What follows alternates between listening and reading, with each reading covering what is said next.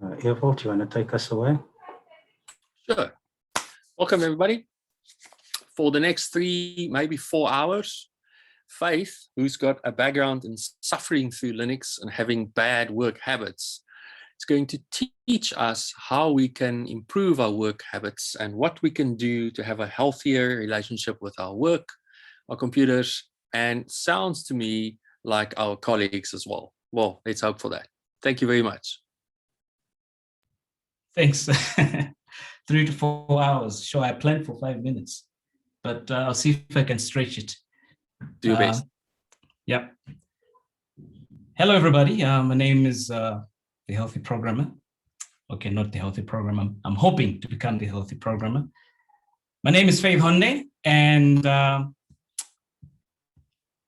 just want to start off with a bit of a disclaimer before I go ahead, right? Because this talk is a lot of what you would call medical advice and healthy living advice, thing about nutrition, economics on how you work. So just a disclaimer, because I remember when reading this book, actually by the same title of this presentation, The Healthy Programmer, one of the things the author said was lawyers tend to be ruthless. So you might actually try something that's not meant to be, harmful, but it does. And then now Faith is going to be getting some lawyers coming through. So my advice to you guys is, before you try anything that I talk about in this presentation, please consult with a professional, do some Googling, read up if you can, do your own research, right? Because I'm not a medical student or a physician. I'm just, a Linux guy that likes to learn, all right? So a bit about me.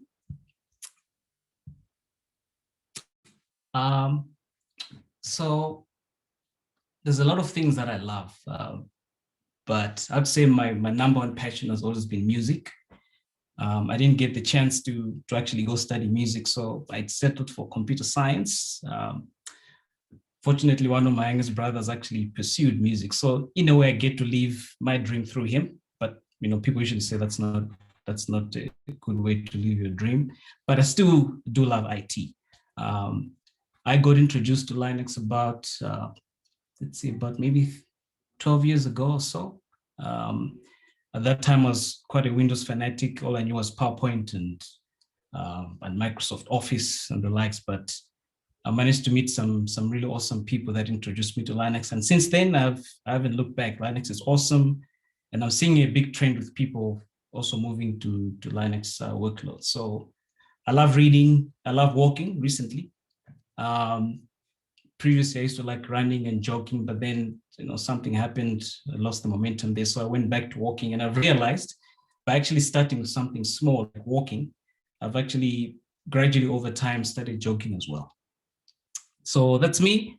I'm not a programmer per se, but I did study computer science. So I did a bit of programming, and a lot of my job actually involves a bit of coding.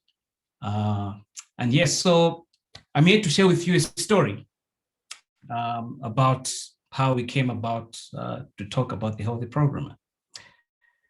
So if you're like me, if you're attending this Developer UG, chances are you love attending webinars and you like attending talks and all these seminars, especially now that with the lockdown happening all over the world. There's a lot of virtual seminars where before I'd have to fly to Los Angeles, which I haven't done, by the way. I would have to. But now everything is online.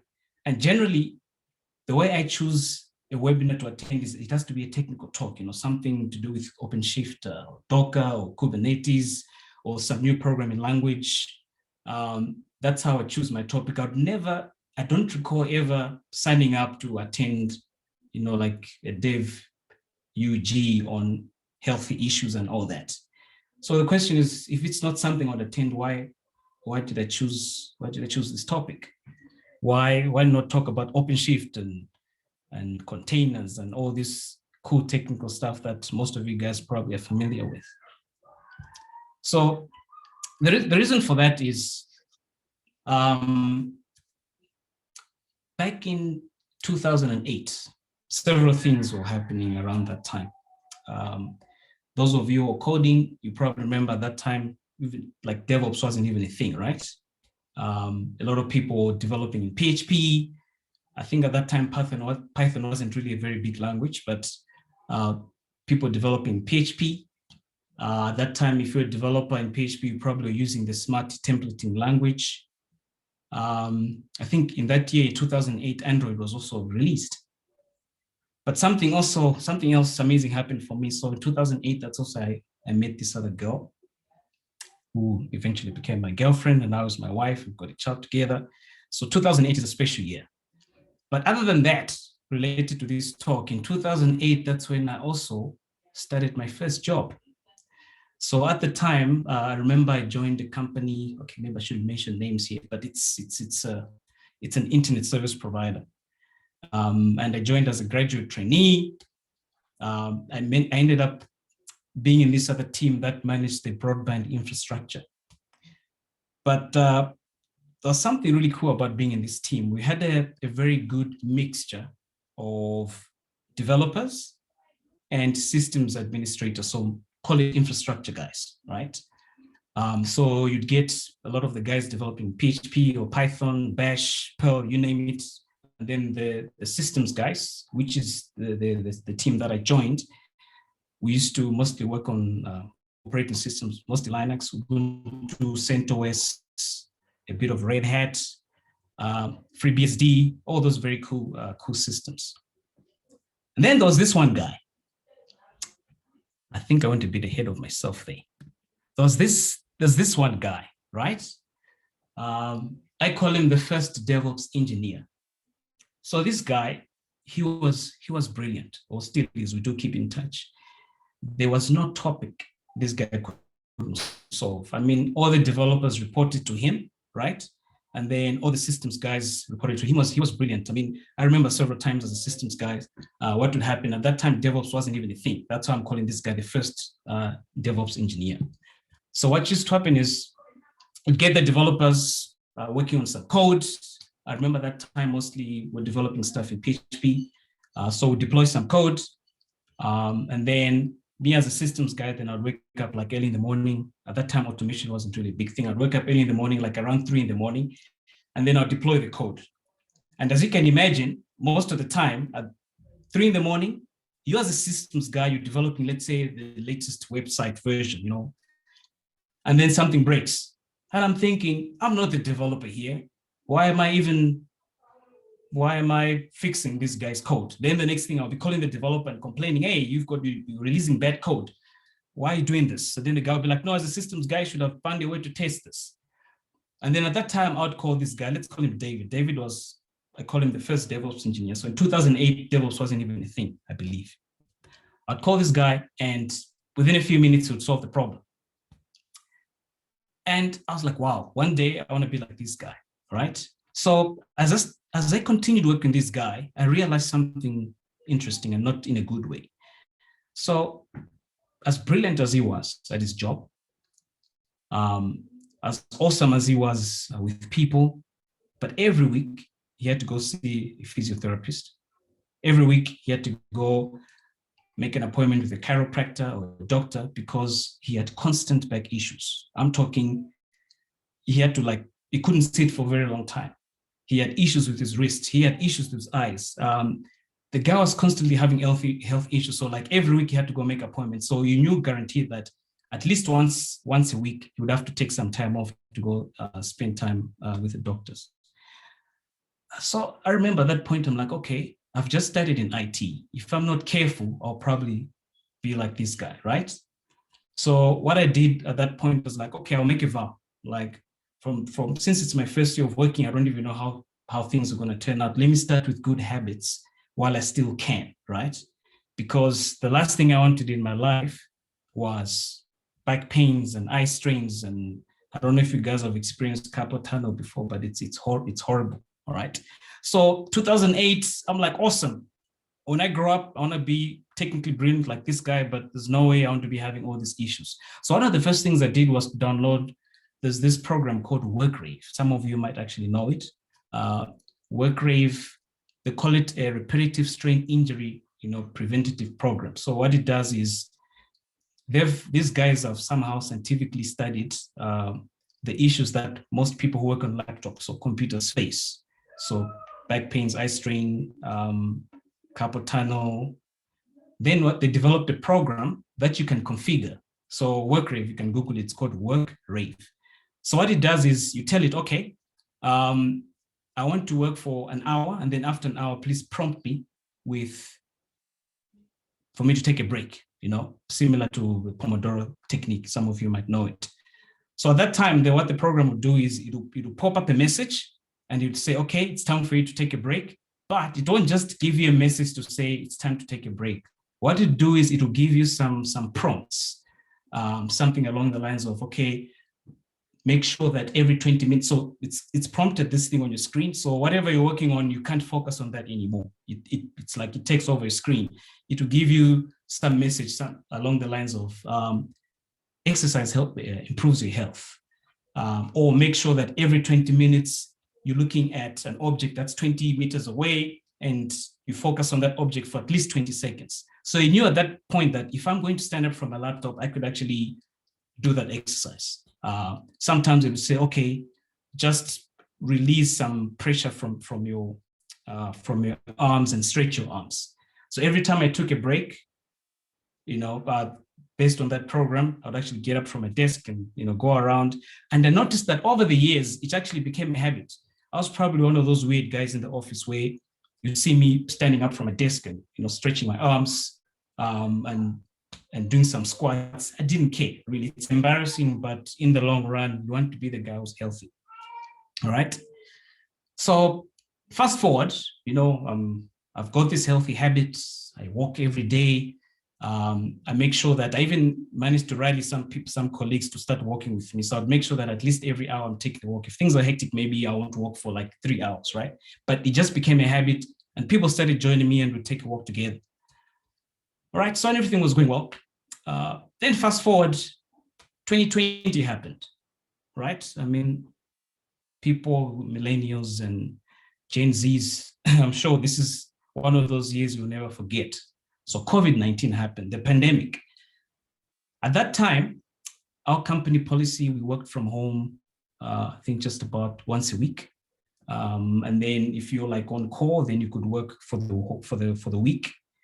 But it wasn't something I was used to. So I knew that, okay, once a week I work from home and it was always good, right? So I work from home. And because the rest of the time, in the days of the week, I would actually be in the habit of walking.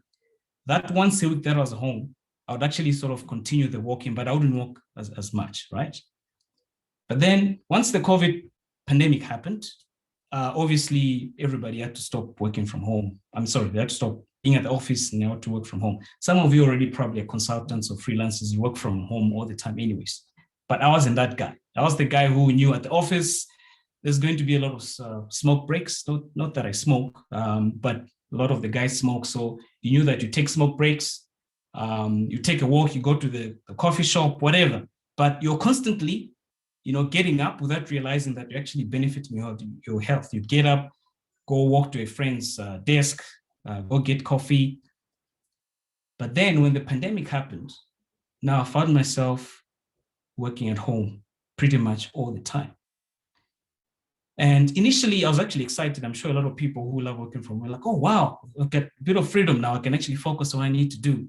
If you're a Linux engineer like myself, the type of work I do, many times clients also come over to your desk. And at that time I used to get irritated with people just coming to my desk at random times and asking for help. Obviously we had to help them, but there's certain times where you need to work on something for like a prolonged period of time to focus. But these people who kept constantly coming, it was quite frustrating. There were times where I'd actually hide and, maybe go to another level where the guys don't even know that I'm there. So when the working from home started last year, I was actually quite happy. I'm like, wow, I can actually focus for longer periods of time, right? I can actually wake up in the morning, have a plan of what I'm going to do and actually work on it. But after a few weeks, I noticed something. And this is a problem that I never had before, right? So the first thing I noticed was my wrists. Like if you work for prolonged periods of time on your laptop, you actually end up having that third block on my slide. If you see carpal tunnel, and essentially what happens to you is you put so much strain on your nerves. And this nerve actually runs from all the way from your neck to your fingers. You put so much strain on those nerves that eventually they become sore. Essentially they become swollen. And then you start feeling pains to the point where even lifting a cup becomes a problem. All right. Now, these are things that I've vowed from the first DevOps engineer, David, I spoke about that. I don't want that to happen to me. And so far, I'd followed those good habits. Now, all of a sudden, I'm having this carpal tunnel, and it was painful. And it actually affected my home life. So those of you who used to work from the office a lot and transitioned to working from home, you might have realized that you started having meetings at weird times. So people would have meetings like from 8. Now, during the times in the office, people are gracious enough, like, who wants to have meetings early in the morning? But now, because people are working from home, they're thinking, hey, you're at home anyways, right? You're not traveling. Well, we're gonna schedule a meeting at 8, right? 8 in the morning. Then other people schedule meetings like late in the afternoon, like 5 o'clock or 4:30. And sometimes the meetings run over. So what I found myself doing is working extremely long hours, spending a lot of time on the laptop, started having issues with my wrist. For the first time, started having issues with my back. And I was like, okay, if I was 90 years old and I was having issues with my back, I'd be like, okay, it's probably just old age, right? But at my current age, I'm thinking this is not right. And then I started having issues with my eyes as well, right? So I'd actually start having headaches. And I could feel at the times where I actually got off my laptop that there'll be this sound that my eyes make when I sort of try and blink. You can tell that my eyes are dry. And then at that point, I realized, no, time out. This is not sustainable, right? Like, if I continue on this path, I'm just going to be like my old colleague, David, who now every week has to spend a lot of time at the doctor's, spending a lot of money. So it's like, people could argue that, okay, no, I'm just working hard now so that I can make enough money and retire. But what's the point of working so hard only to spend all that money on medical bills? It just doesn't make sense. So I was like, okay, I'm going to embark on a journey and I'm going to do some research, make sure that I can prevent this, or at least I can try and stop, minimize these issues that I'm having. And then one of the things I said, like, okay, it's always good to share, right? So if you read the profile for this talk, I actually called myself an evangelist for healthy living. And you probably know how evangelists are when it comes to topics they're passionate about, right? So I started telling a lot of people about things that I was learning. So what I did was I started watching a lot of YouTube videos and reading a lot of articles. Now, the challenge about the internet is pretty much anyone can write stuff, right? And you don't know if what you're following is actually based on scientific evidence or from a physician. You don't know that. So one of the things I did was I got this book called The Health Program. It's actually the same title as this presentation. And I'd highly recommend that you guys get this book. This book is brilliant. Now, what this book does is it gives you structure. It gives you something that you can work with. So if you do a lot of coding, you know that there's a big drive, especially with DevOps, to have continuous integration, continuous development. So what you want to do is you don't want to like develop this piece of software for like 3 months or 6 months or a whole year, and then try and deploy it after that period of time. What you want to do is you want to continuously improve, continuously develop, continuously check in your code, make sure you develop some unit testing. If everything passes, you deploy it to production. So what the author of the book did was to say, okay, since I'm a programmer and a lot of the guys who I'm hoping will read this book are programmers, how about I structure this talk in such a way that people would understand. So one of the things he does is he talks about all the different aspects that affect people like you and I who work a lot on the laptop. So it doesn't have to be a programmer. It could be a developer. It could be someone who just works. They usually say if you work at least 5 hours on the laptop every day, chances are you'll be affected by a lot of these health issues that programmers face. So you might be wondering, okay, what are those issues? Like if I'm working a lot on the laptop, what's going to happen? Well, just going to give you a bit of a list. If you're working on the laptop a lot, you're probably going to get, doesn't have to be a laptop, computer screen. there'll be times where you might get headaches, blurred vision, neck pains, eye strain, dry eyes. You've got vitamin D deficiencies. Most of the time, the reason why you have vitamin D deficiencies is because you're not being exposed to the natural light. So you're not exposed in the sunlight. Usually that's where you get vitamin D. So you could even develop heart problems. You could even develop diabetes. So this is one of those things you're saying, okay, everybody talks about healthy living. And I actually have a question for you guys. Maybe just answer in the chat.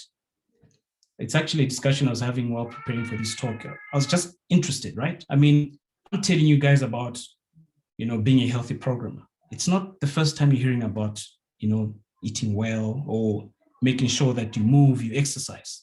So my question to you guys is, why is it that despite knowing that a certain action will lead to bad consequences, why do people still do it, right? I'm just gonna monitor the chats quickly, see if people are going to respond. But here's the question. As an example, you know that if you exercise, you're going to be healthier. You know that if you eat well, you're most likely going to live longer, right? So the question is, why then, despite knowing all that, do people not do that?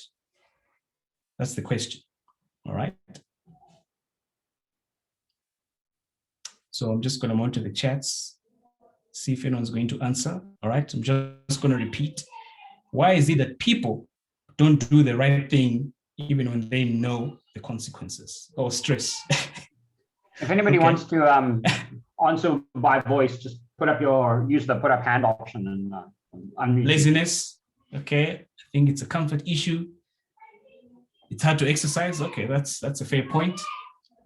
It's not easy doing the right thing. That's true. I think it's easier to do something bad. That's actually a very good point as well. Motivation is often lacking. It's tomorrow's problem. Okay. All right. So thanks for all the answers. I'm just going to leave it there. But so I think I have a pretty good idea why. I mean, all those answers you guys gave are pretty good points. I mean, it gets stressful. I'm not saying I'm perfect, right? I'm also applying this continuous improvement to my work lifestyle. But I think the biggest reason why people don't do the right thing, right? I mean, it's like if you're speeding, right? If you're speeding, the chances of you getting to an accident and, something horrible happening is high, right? But you still do it. You know that not exercising, not eating the right food, chances are you're going to develop lifestyle-related diseases, which are apparently the probably #1 killer in South Africa, if not the highest. So these are diseases that are caused by the things that you do. So sitting down a lot, eating junk food, not having a balanced diet. So a lot of people actually dying, not because of some genetic condition or something they inherited from the family, whatever. It's lifestyle choices, right? But then, so why don't people make the right choice? I think the reason for that is, let's assume a world where if you don't exercise for a day, the following day, you're gonna lose your arm or your leg, okay? So just think about it. In other words, you've made a bad decision and the effect is almost immediate, whether it's a couple of hours on the next day, right?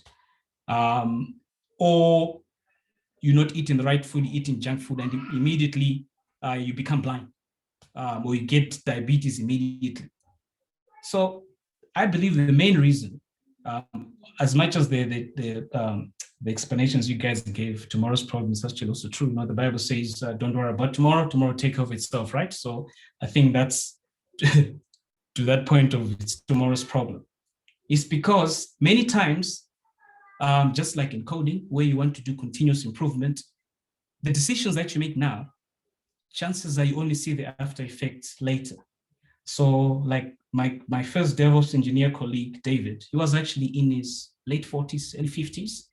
And for all these years in his career, so I think that's one of the reasons it was brilliant. I mean, being in the IT industry for so long, 30 years plus, he was brilliant at his job. And despite all the bad choices that he made, he only saw the after effects much later in his life. And at that time, it's usually a bit too late.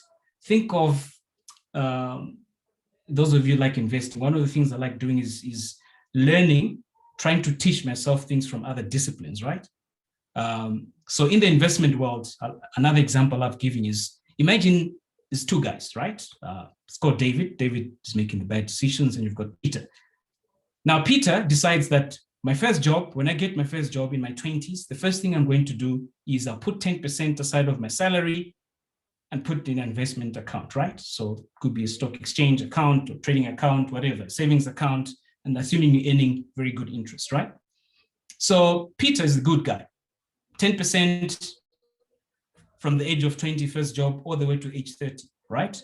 At age 30, he stops putting that 10% aside, doesn't put mine aside to invest anymore. Then you've got David. David is our guy who needs to change his life.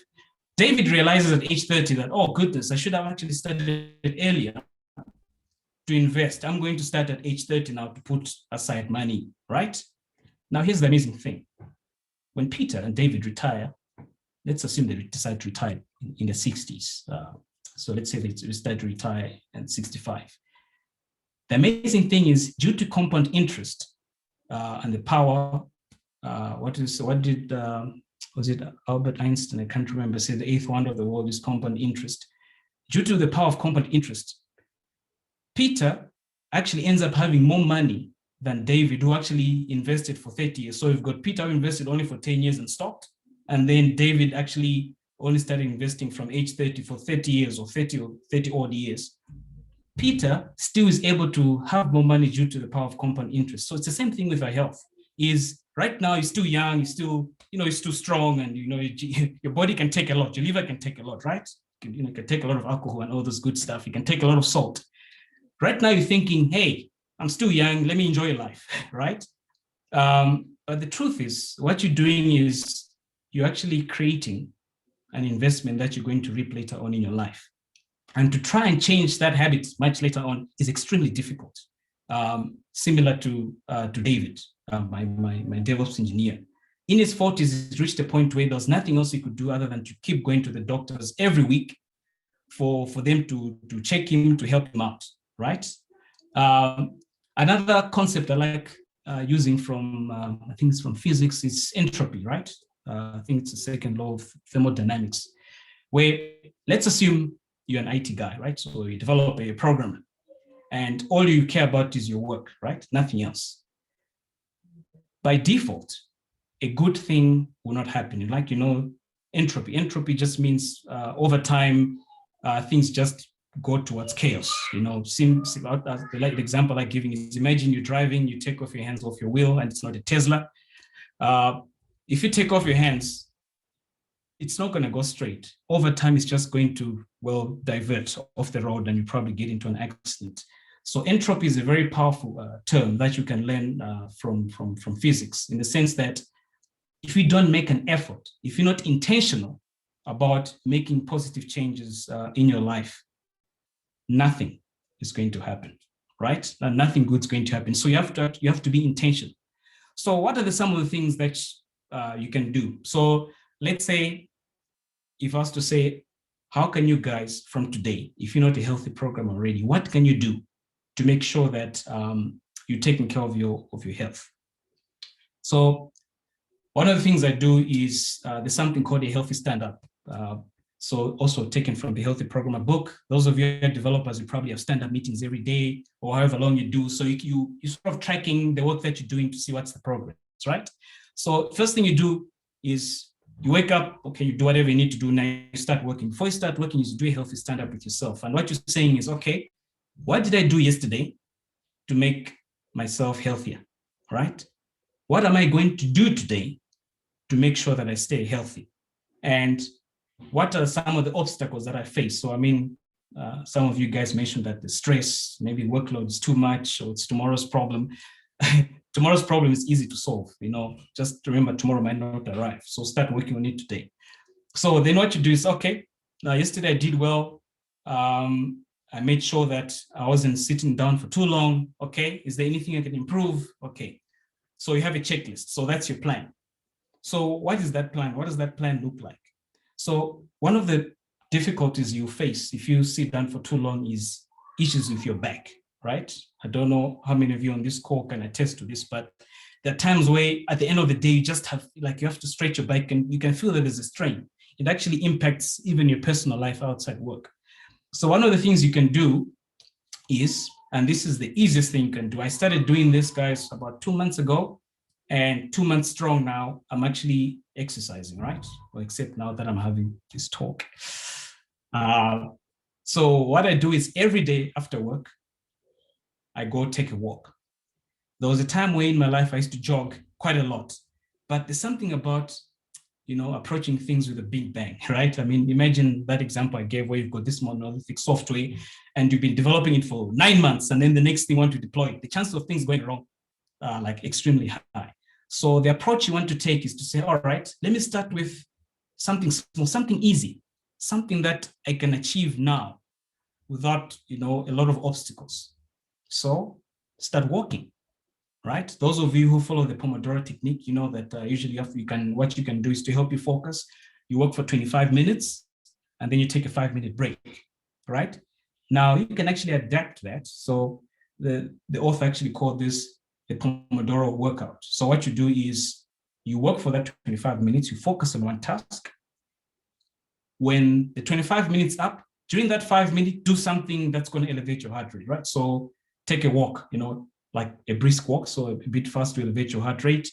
Maybe do some push-ups, lift up some dumbbells, just anything to get your heart rate high. And do you know what's amazing about that? I've got a story. There's this guy, his name is Magnus Carlsen. You guys might know it if you love chess. Magnus Carlsen is, at that time, I think it was 2011, he was 13 years old, right? What Magnus did was amazing. He was playing a chess grandmaster, Garry Kasparov. If you play chess, you probably know him. Garry Kasparov at that time, he was the number one. Okay, he was the chess champion. So in other words, his rating is number one. If you're going to beat this guy, or even a draw with him is an achievement. So there's this 13-year-old guy. He's playing with Garry Kasparov. Okay, they're playing chess, and obviously people are thinking, what's this 13-year-old guy doing with a grandmaster in chess? But there's something amazing that Magnus was doing. Once in a while, he would actually sit up and get away from the game. So just imagine this, right? You're 13 years old, you're playing Garry Kasparov. You probably know that you're going to lose. Whenever Garry Kasparov is about to play, okay, he wasn't doing this all the time, but he'll do this at certain intervals. You actually get up and just look at other people, like it's as if he wasn't even focusing on the game anymore, right? So he'd get up and not look at Garry Kasparov, not look at the chess game, he'd just walk around, maybe look at other people who are playing chess, or just look at something that has nothing to do with the game. So I was wondering, why was he doing this, right? And it turns out your brain, as you know, brain needs oxygen. For you to get oxygen, your blood must be pumping. So what happens is, if you're going to exercise before or after learning something, your brain actually is able to increase its cognitive ability. So in other words, you actually become smarter, right? So imagine right now you're trying to solve like a very difficult problem. Let's say there's a bug you need to fix. One of the best things you can do is to actually get up. Instead of trying to focus on that problem, you get up and you just go take a walk. Now, with this 13-year-old guy, he kept doing that and people didn't understand why. But you know what happened to this guy, to this 13-year-old guy? He actually drew. So Garry Kasparov didn't win that game. It was a stalemate, like he drew, and that was an achievement. I mean, if you're going to get a stalemate with Garry Kasparov, you're going to be an extremely happy person. And that dude right now, guess what? He's the world chess champion right now. That 13-year-old who played Garry Kasparov in 2011, somewhere there, he's currently the chess champion. And scientifically, the way they explain this is your brain, when it comes to learning, there's two modes that it uses, right? So this is something that neuroscientists study. They'll plug you to some machine and they start monitoring your activities in your brain. So what they realized is your brain works in two modes. You've got focused mode and diffused mode, right? So with focused mode, that's when you're trying to solve a problem. I used to be in the chess club back in my school. And it was amazing how during the times where I was playing, it was easy for me to see what other people need to do to win the game, right? But when I'm the one playing, it's like I'm in this mode where I'm trying to focus on the problem and I don't see the most obvious things. we also do that a lot with, if you're a sports fan, okay, I'm not, to be honest, but I'm surrounded by people who are, I usually joke around that the best coaches are the ones who are sitting at home on the couch trying to advise the coach how the game should go. Because you're a bit in a sort of a diffused mode. So the coach and the players are in what I call the focused mode. So they're trying to focus, they're trying to solve the problem. If you're trying to fix this bug, you're in this focused mode, you're trying to concentrate, trying to solve the problem. But the moment you get up, so let's assume you're struggling to solve this problem. The best thing you can do is actually to get up. The moment you get up, and assuming you're not trying to think about this problem, your brain now enters in something called diffuse mode. Now, what diffuse mode does is you're not thinking about the problem, but your brain is actually taking all that information that it got during the focus mode and it's trying to put it together. It's something that actually happens also during your sleep. That's why they recommend make sure you get at least 7 to 8 hours of sleep. I don't know how many of you manage to do that. Once in a while I do, I'm still getting there, but it's very difficult. But what sleep does is you're actually in a way in diffuse mode. You're relaxed, your body's putting all these parts together. So let's say you're studying a new programming language, right? Like myself at the moment, I'm trying to learn Golang. I don't require it in my workplace, but I like just trying to learn.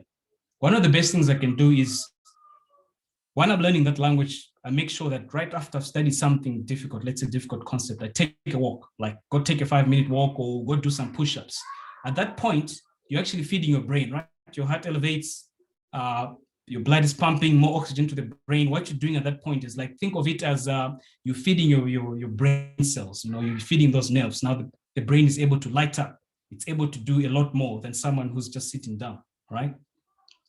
And when you sleep, same thing. When you sleep, your brain is actually combining all the things that you've been learning and putting it together. So that's what this 13-year-old guy did is every time he got up, his brain stopped focusing and then the brain started solving the problem. So by the time he got back to the game, he would actually have ideas. And that's actually how he managed to have a stalemate with Garry Kasparov and eventually become the world chess champion. So if there's anything you can take away from today, guys, is take breaks, right? So do the Pomodoro workout. So 25 minutes, do some work, one task, and then for 5 minutes, do a workout. And here's the other amazing thing about doing those Pomodoro workouts compared to, let's say, having a 2-hour gym session.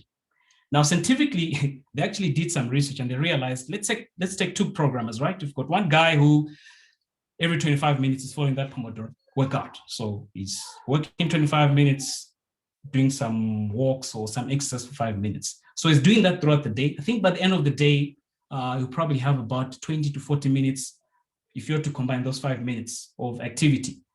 Let's get another programmer who during the whole day sat down, probably sitting down for like 2-3 hours on end. And then at the end of the day, he goes to work out for like 2 hours.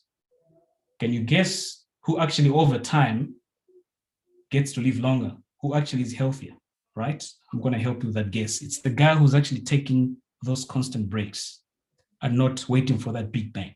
Same thing if you're coding. What you want to do is to follow that continuous approach. You're doing incremental improvements instead of waiting for a big bang. Because the good thing with that is the ripple effect sort of starts to compound. So you do some exercise now, you do it the next hour and the hour after that, it starts to compound, it starts to improve compared to the guy who waited for the end of the day to go have a gym session, right? The next thing what you want to do is, there's a debate right now, right? So people are saying, okay, so you're telling me that sitting down for too long is dangerous, right? There's a lot of research being done where they're saying sitting down for long periods of time is just as dangerous as smoking, right? So, okay, so what's the solution, right? So I'm a programmer, I don't want to sit down for too long. What's the solution? Well, the solution is don't sit all the time. Some people, what they've been doing lately is they've been getting what you call stand-up desks or walking desks. I remember Linus Torvalds, the inventor of Linux. He actually used to have a standing desk. And the amazing thing is no one size fits all, right? So I could be the guy who wants to stand up all the time, but actually standing all the time as well is unhealthy, right? You could actually develop blood clots, you could hurt your back, you're putting a lot of strain on your hips. So, I mean, so I can't sit down for too long, I can't stand up for too long. What am I supposed to do? So the recommendation is change your position maybe every 20 minutes. So maybe sit down for 25 minutes, work on something, go do that Pomodoro workout, and then the next time you stand up. Now, I do understand that not everybody's in a position to do this, but these are just some of the things that you can improve slowly, right? So change position. So one of the things I've been doing myself as well is in the lounge, I sit down, I work, and then afterwards, for like after an hour, then I get up and then I go stand. So I keep changing these positions. And I realized that since I started doing that, I feel much better. I can feel that I'm getting strong. I don't have those issues anymore. I remember I explained that during COVID, I actually had carpal tunnel and back pains. I don't have that anymore. But whenever I sleep up, so let's say there's a big deadline at work, I need to work on something, and then I go back to those bad habits. Unfortunately, I do feel the effects almost immediately, right? The next thing you want to do is, so you want to do a healthy stand-up, make sure that you're walking at least 10,000 steps a day, Make sure you're changing your positions every 20, 25 minutes. So stand, sit, don't do one position for a very long time. The next thing you want to do is you want to eat healthy, right? I mean, what's the point of going to the gym and working out, but you don't eat right? Now, scientists have realized over time that if people keep changing diets, so there's all these diets, new diets that keep coming up. If you want to have a bestseller right now, my advice to you is, let's say you want to write a book, you want a topic, just write on a new diet. People are gonna go for it, right? So I know people who've bought pretty much every book and think of on a diet because someone comes up with a new diet, right? And you're like, okay, let me try it. What they found out is those diets, most of the time, they only work for a short period of time because they tend to fix one problem, but you've got this ripple effect where they're fixing one part of your health, but then they're creating a problem with something else. Similar to if you decide, okay, I'm not going to sit anymore, I'm going to stand up. But standing for long periods of time, you're actually creating a problem. Like you could have black clots and all those issues. So what you want to do is to do incremental improvement. So small continuous improvement. Just pick one thing that you're going to do, and then maybe a week from now, pick another. So like in my case, I started with just walking. So I made sure that I have this program. So there's WorkRave. There's another one that I've got on my computer. It's called Stretchly, right? So Stretchly, similar to WorkRave, you tell it, okay, I want to work for an hour, and after that, prompt me to take a break. And then after it prompts you take a break, it also gives you something to motivate you. So it tell you, working for too long, work or sitting down for too long is not good. If you don't have the correct desk, it could damage your wrists. So you have something to work with, then you take a break, all right? So the next thing is you have to make sure that you're doing some, what they call them, body weight exercises, right? So you're eating well, you're moving good. But one of the things that happens when you sit down for too long is there's a saying that what you don't use, you lose. You probably have heard that term. And essentially, I've actually proven that this is true. There was a time where when you were in school, if you need to calculate something, you have to use your brain, right? Not a calculator. You were forced, yes, the calculator was there, but you were forced to actually, to do mental arithmetic. Over time, I started using a calculator, even in the schools today. A lot of people using calculators. And what I've realized that is by relying more on a calculator than my mental arithmetic, even the simplest arithmetic becomes very difficult. So when you sit down for too long, same thing happens, right? So I want you to imagine you're working your laptop, you're working for 2 hours. Several things happen to your body, right? So your heart rate slows down. That's the first thing. Second thing, because your heart rate has slowed down, there's less blood being pumped, less oxygen for the brain. So now you find out yourself that, okay, I've been struggling to solve this problem, not knowing actually the way to solve that problem is to get up, get that blood going, get some oxygen to the brain, and then you sort it, right? So by sitting down for too long, what happens, a lot of your muscles become stiff and they start actually, so they become swollen, but they also end up becoming smaller. So because you're not using your muscles. So one of the things you need to do is you can actually Google this, go on YouTube and find for home workouts. So look for body weight exercises. What that does is during your 5-minute break, when you've done your Pomodoro technique, you do some body exercises, right? You make sure that you maybe do some push-ups. So you don't even need any equipment. Or if you do, maybe just need like dumbbells. So what you're doing there is you're strengthening your muscles, you're strengthening your core. That way you've got that balance of having healthy muscles, healthy back, and you're eating the right food. So that's been quite a journey for me. And one of the things I've learned is, if you think about the evolution of humans to the days of the caveman, people during those days, they used to hunt, right? You hunting for food. So they're always on the move. And in fact, for those who believe in natural selection and all that stuff, is actually what happened, I wouldn't even call it natural selection, is over time, the people that survived, or the people that were actually, on the move a lot, right? Because then you'd get stronger genes, you'd get good muscles, and then it's easier for you to continue producing children, and then, the generations continue. And then those that were weak, those who were not exercising a lot, those who were sedentary, like we do, sitting down on the laptop a lot, over time they became weak, which means it was very difficult for them to actually find a partner, because in those days, if you're going to get a wife or a partner, they look, who's the strongest guy, who's the active guy? Want the guy who's going to get us food, someone's going to get us, kill that lion or kill that cow so that we can eat. So what's happened over time is we've actually tried to force our bodies to become sedentary, right? So in other words, you're always sitting down, you're always on the laptop, when in fact the body hasn't managed to evolve into that seat. And that's why people have a lot of issues, from head issues to back pains, because you're actually trying to force your body to do something it's not very good at, right? So if you want to be a healthy programmer, you have to make sure that the first thing you do is you're on the move. In my opinion, I feel like software rules the world. If you think about anything using right now, from this meetup, it's probably developer who developed that program. From the cell phones, we use the apps that we use. Almost every modern car right now, it's got software, Tesla. So I believe that software rules the world. So essentially, developers and programmers rule the world. And I believe that if the programmers rule the world, then what you want is to develop a culture of healthy programmers, because healthy programmers means you're going to get people live longer, people get to continue doing what they love, and you get a better world. Because right now, if I look around me, even the job that I do as a Linux engineer, I'm actually servicing most of my clients are developers, right? Spinning up an OpenShift cluster for them, or Kubernetes cluster for the developer to do the work. If you remove the developer, most of the time it's like, okay, what am I actually doing here? So I'm hoping that from this talk, that will get, if you're not a healthy programmer already, that you become a healthy programmer.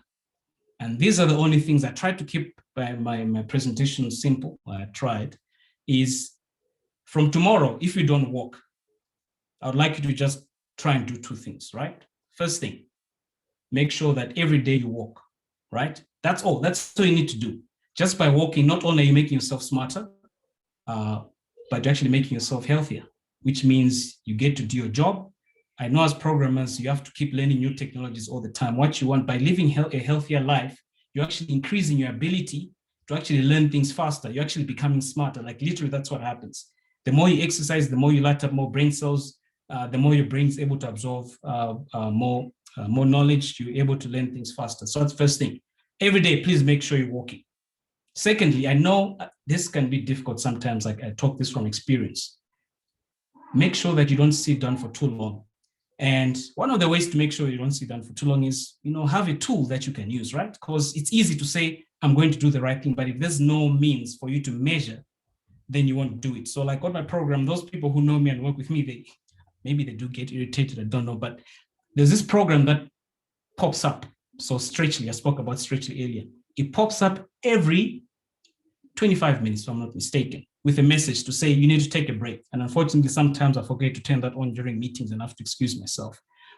But it's so easy when I'm caught up in trying to solve a problem to actually forget that I need to be a healthy programmer, if I should call it that. And that program actually helps me to do the right thing. So I've actually distanced myself from having to think about it so much. I actually have a tool that's helping me to do the right thing. So please go Google Workrave or Stretchly and see if you can install it on your laptop. Configure some settings to say, okay, you're going to work for an hour or 2 hours, and then you take a break, so you're not having to rely on your memory to do that.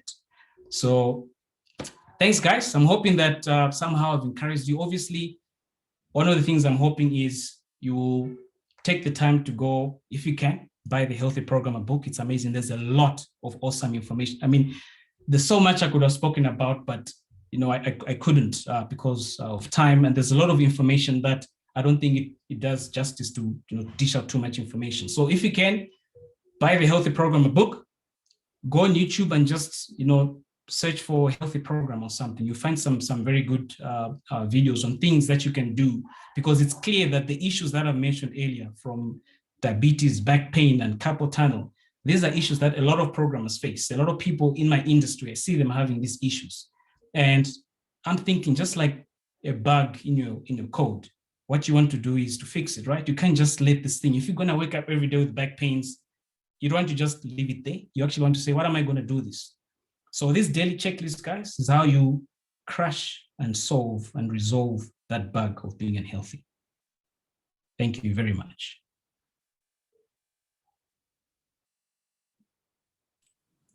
All right.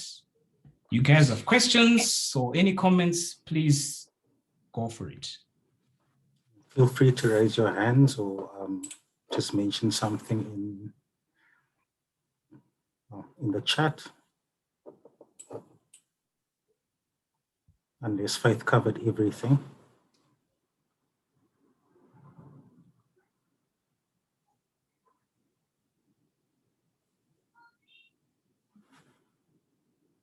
Eval's asking about where your blog is with all these tips and tricks. Okay, you can go to koloi.com. Ezra, maybe you will share that, or should I share that on the chat? I can share it quickly. You can look for any questions that people might have. So it seems like Pico has a question. I've asked him to unmute. He should be unmuted now. Okay. Thanks, guys. Yeah, that was a great talk. Yeah, so I just wanted to have I just had a comment that I guess with Workrave, some jobs are easier to apply it than others. I mean, if for example you're a system admin or something where, if your Workrave cuts you off for like 15 minutes, it could be that at that 15 minutes somebody has some kind of emergency or problem. I just wondered if you had any thoughts on that. Or that's a great question. Yes, so something I've learned is if you're going to change your habits, you want to make sure that it's something that works for you.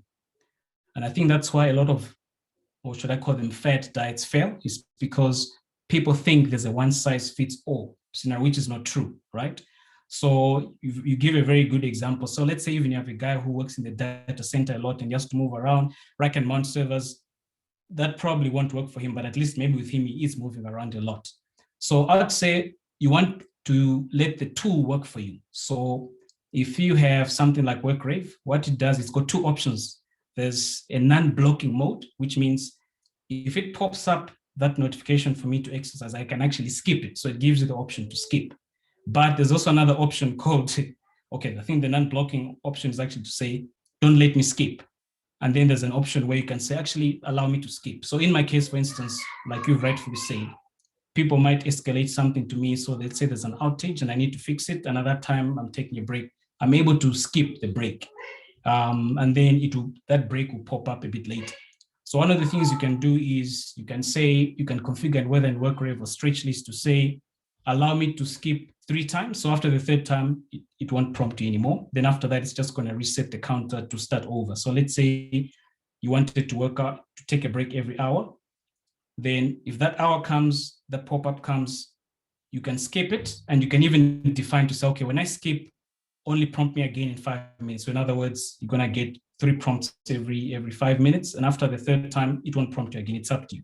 So I'd say make the tool work for you. Otherwise, if it doesn't work for you, the chance of using it are slim.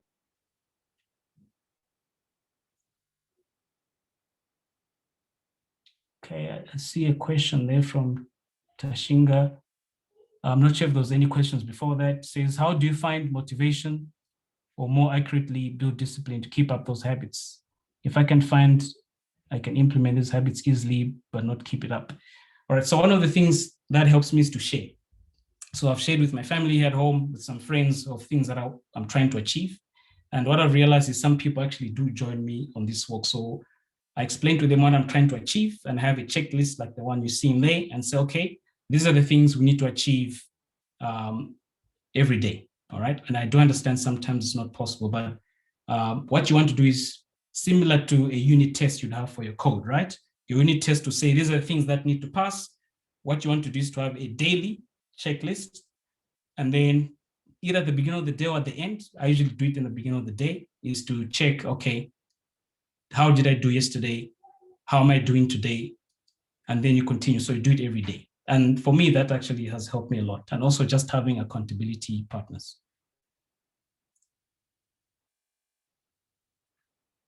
All right, there's another question there. How do you handle changing positions? Any tips for standing desks on a budget?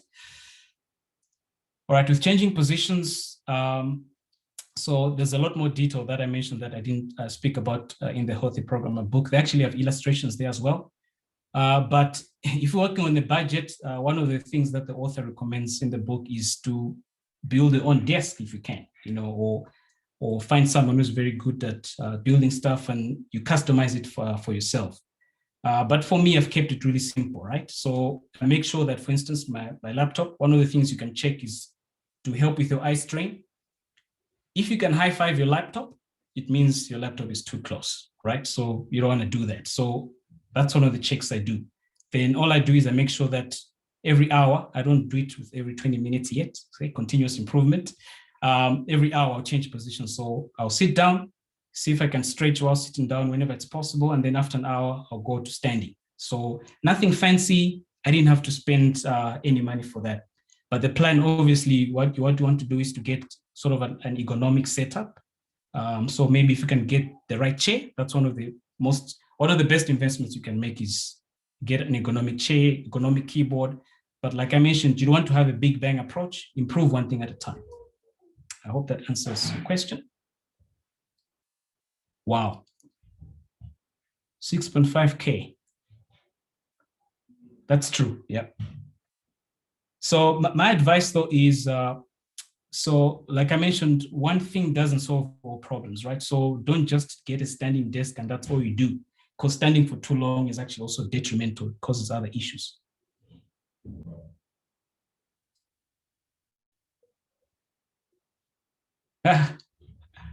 I can jump in there, sorry, Faith, with one tip about that. In 2019, I guess, better way to say it, the ergonomics laws came into effect in South Africa. So awesome. Your by law, you have to have like good ergonomics support from work. So that is a good motivator if you are at a company and you need new chairs or software like Workrave or things like that. You can actually use that as a motivator because they're doing their due diligence and their requirements. So yeah, if you are looking for a good thing you can use to nudge a boss somewhere, it's part of the Occupational Health and Safety Act, if anybody's looking for that sort of stuff. Thanks for that. I think with me, one of the challenges I faced is when I used to work in the office all the time, obviously the office has that sort of setup, and I didn't worry much about having a similar setup at my home, which is actually how the problem started with me. Is I used to work from home like once a week and I didn't really worry much about that. But when I started working from home every day, I mean, it's been over a year now since I've been working from home, then those issues exacerbated because it's like every day you're hitting your wrist, every day you're having back issues, you don't have the correct chair. So it's easier in the office. If you're able to convince your boss to bring some of that economic stuff to your place, I think some companies did that during the lockdown, then that's awesome. But I'm glad to hear that there's some regulation around that. That's good. Yeah, remember that even if you are working from home, the company's still required to support that. So True. Your company can't get in trouble if they don't help you. So if you say to your boss, like, I have a bad chair and they don't help you, they might not give you a chair forever. They might give you a chair while you work at the company, but they do need to support you in that respect, which is useful. Another tip is with so many companies working remotely now, there's a lot of really good quality office furniture going up for sale in secondhand. If you want nice, where I work, our physical office is closed, so they sold off all their really fancy chairs and tables and all of that sort of stuff. So it's a really good time to buy a good chair. You can, instead of buying a new one for $6.5, you can buy a secondhand one for $2,000. Awesome. We'll reach out to you for that, for those details. Faith, there's a question there about Workrave versus Stretchly. Do you use both at the same time or alternate from Henrik? All right, so I currently use Stretchly. So I use Stretchly on the Mac, and then Workrave on Windows and Linux. So I have different workstations, and I've realized, so the first program that I use that prevents repetitive strain injury was Workrave, and I love it. But when I switched to, I think it was Mac at some point, then they didn't have Workrave for OS X. So I found that Stretch is actually quite a good alternative as well, and I love it. But then on my Linux workstation, I still use Workrave. So I'd say just pick one if you can, but I still prefer Workrave. Just that on the Mac, I'm forced to use Stretchly. Yeah.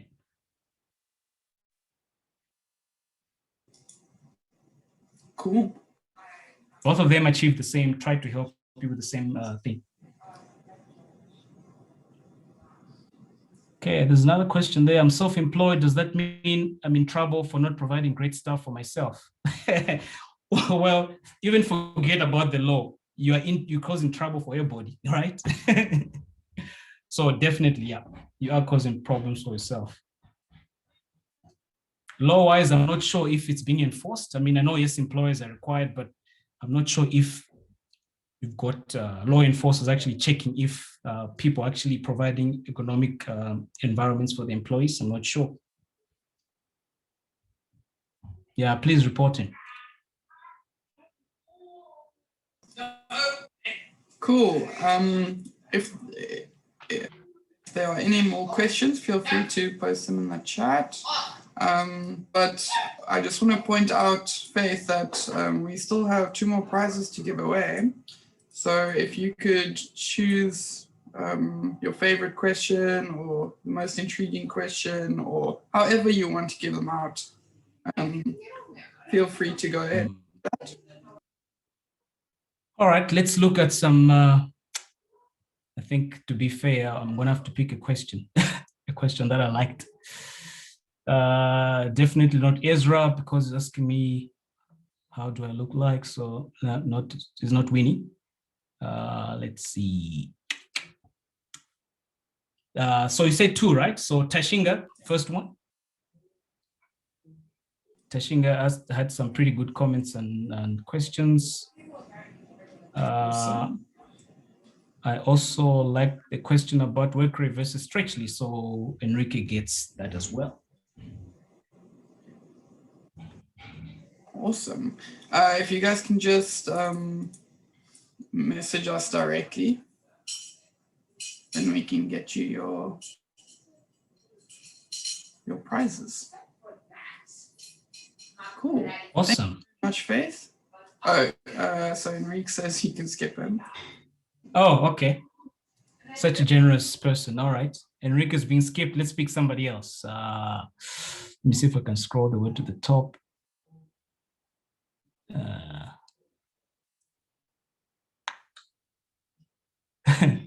I loved Mpo's joke on Proverbs 28 verse 1, so I'll pick Mpo. Unless Mpo is one of the hosts, obviously you guys I'm sure already have that. Mpo, how about Mpo?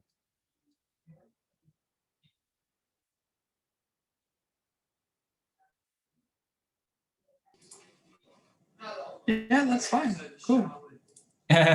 So there's a question from Ross. Does nepotism disqualify? Definitely. So Ross is my brother. I have to confess, I was so excited about this talk. I invited everybody, neighbors, family, friends, everybody. So, because I felt like this is an important topic, not just for programmers per se, but I think most people do work on computers and are probably affected by the same issues of, your eyes and the wrists and the back. So Ross, sorry, nepotism, I'm sure disqualifies you. Yeah. All right, so Mpho and Tashinga then. Awesome. Cool. I will grab the emails and then make sure they get their prizes. Thank you very much, Faith. That was very intriguing talk. I unfortunately had to join late, so apologies, but the part that I did hear, and I really did enjoy it. Thank you. Thank you very much for the opportunity. I enjoy attending the dev meetups. I know you guys have got some brilliant guys presenting, so I really appreciate you allowing me to have my say on healthy living, which is probably a rare topic on this most of these technical groups. So thank you so much. Appreciate it, and thanks to everyone who came through to hear me talk about the healthy program. I'm hoping that you've been inspired, or at least you start walking tomorrow. Eh? Let's hope we'll bump into each other somewhere. Yeah, definitely. Awesome. Thank you, Faith. Thank you so much. Thank you, everyone else for joining. I think Enrique wanted to say something. Oh, sorry, Enrique. Let's unmute you. Hold on.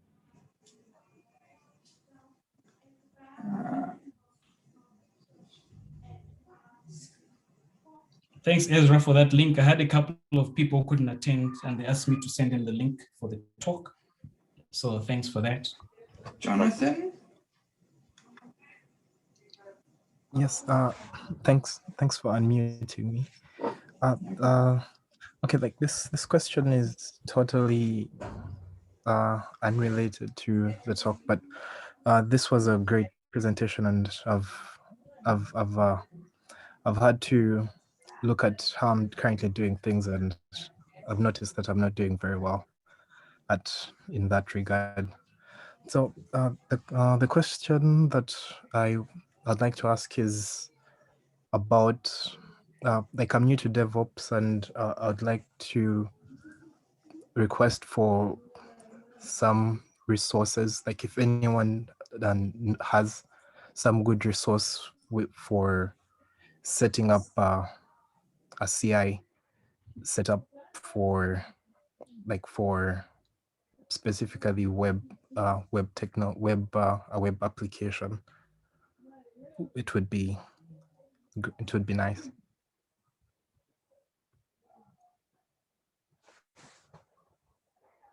Thanks. All right, I'm assuming that's for the hosts, for me.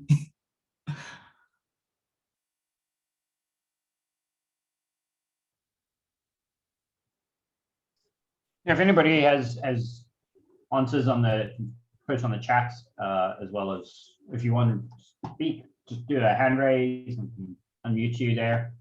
I think from my side, I could say it just really depends on what you want to do. A lot of like how you set the stuff up is very specific. I've been working with GitLab recently, and it's very different to how you do it with Jenkins. It's very different to how you do it with even like GitHub Actions, for instance. So there is a bit of that sort of stuff. I think there's a lot of really, the number one resource I think for anyone doing DevOps though is to go read the Phoenix project. Yep. Best book you're going to get on DevOps, and none of it will make you give you a pipeline, but it will make you better at DevOps. Spot on. That's a great book. Yeah, and for, as Paul says, there's also the ZATech Slack. That's actually quite a good resource. There's a lot of people that are very helpful on there, and there's a lot of resources.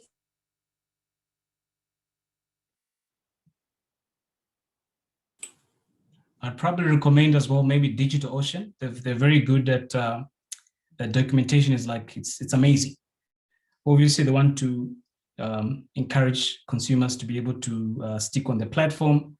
So they've got pretty good documentation, pretty much anything you can think of, whether it's DevOps or automation. So I'd say maybe just search on the DigitalOcean website. They have a documentation section there. See if you can find anything useful there. I'm pretty sure you will.